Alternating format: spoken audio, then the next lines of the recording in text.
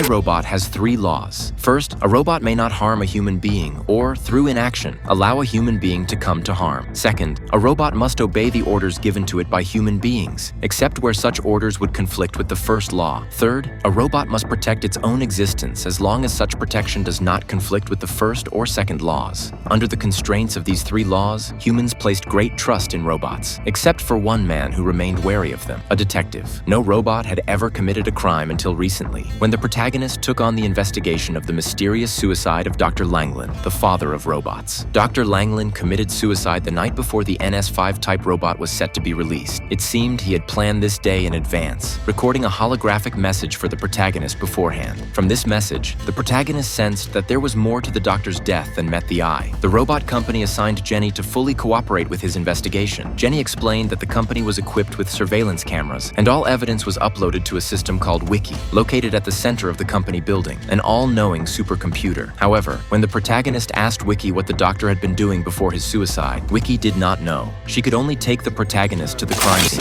The scene was the doctor's former laboratory. Suddenly, a robot jumped out from a pile of parts. The male lead immediately went on alert. Jenny tried to calm him down while picking up the gun on the ground, but the next second, the robot snatched the gun from his hand and refused to obey Jenny's commands. The male lead's prophecy about the robot's awakening had come true. The robot leaped out the window where the doctor had jumped and ran away. The male lead chased after it and found blood on the road, indicating that it was injured. Jenny believed it was highly likely that it had gone to the robot factory for self-repair. They headed to the factory, where the male lead discovered that there was no one on the assembly line. It was all mechanized automation. In other words, robots had been manufacturing robots all along. Without human intervention, the factory produced an average of 1,000 robots per day, yet today's inventory showed 1,001 units.